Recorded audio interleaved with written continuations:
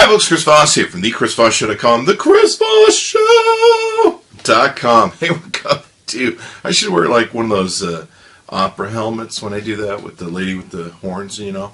Anyway, I probably have no idea what I'm talking about unless you've watched Warner Brothers cartoons from your childhood. Anyway, what we're doing today is doing a review of the iPhone 5S. Turns out we've done tons of comparison videos. We never did the original review, so we are reviewing it today with one of our quick review comparisons and talking about what's in the iPhone 5S, whether it's worth it, and whether you should buy it. So let's take a look.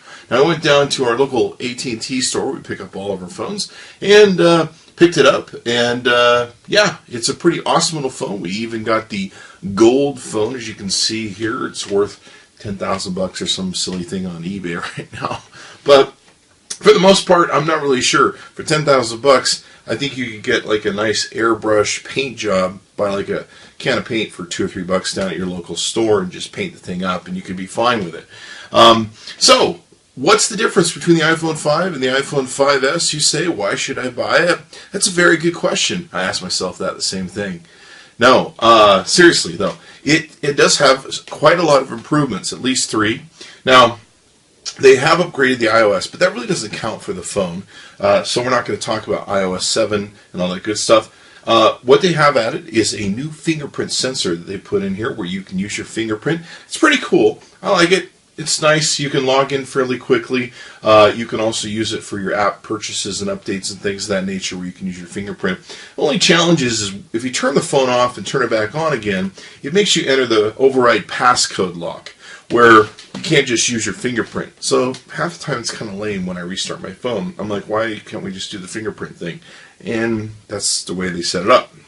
So it's pretty nice if someone steals your phone. I guess like the NSA, they'll have your fingerprints. So there you go.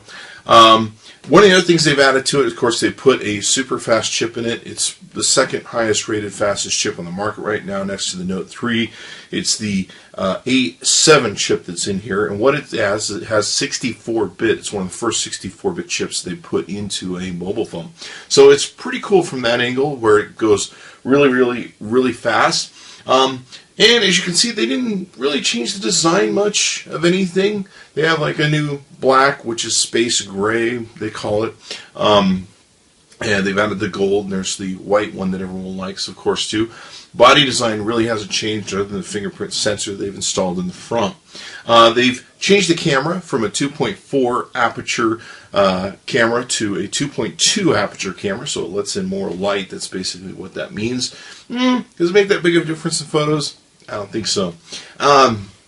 One other thing they did add, though, is a dual flash that they have put here, and basically it's a flash that's designed to either shoot once or twice, basically giving your shot the light that it needs to get the great image that you want to take and get. So that's another addition to the iPhone 5S.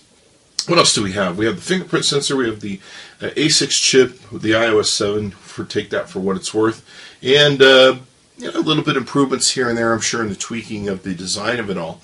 All in all, is it the greatest phone that Apple's ever built? Yeah, it is. It definitely is. Is it a direct improvement over the 5 or the 5C? Definitely, most definitely.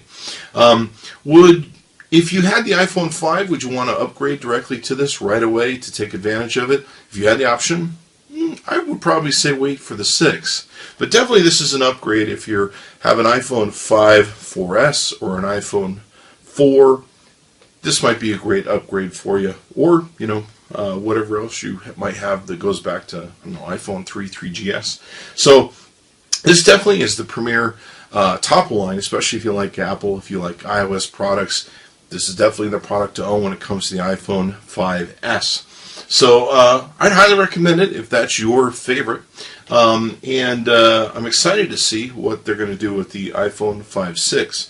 Screen hasn't changed much. Battery has a smidgen of improvement to it, but it's still kind of fairly limited compared to a lot of other phones that are on the market right now. In fact, some of them are doubling the size of the battery that's on the iPhone 5. But it's a great build. It's still a beautiful device, and I think it looks great. I think it works great.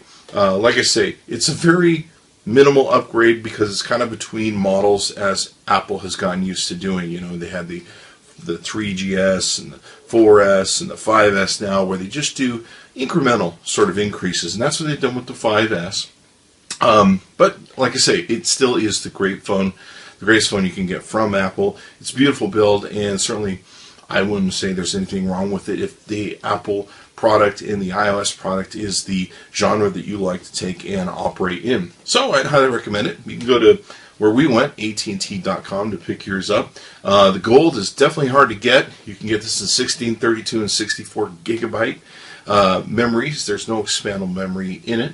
And then you can enjoy it with all your wonderful apps from the Apple iOS store and all that sort of good stuff. So that's it for our review of the Apple iPhone 5S. Be sure to check it out. Give us a like, subscribe to us on YouTube, and watch for our next videos where we do tons of comparisons with this baby against about 25 other phones that are currently on the market. You definitely want to see those. Give us a like, subscribe, hit that button. Thanks for coming by.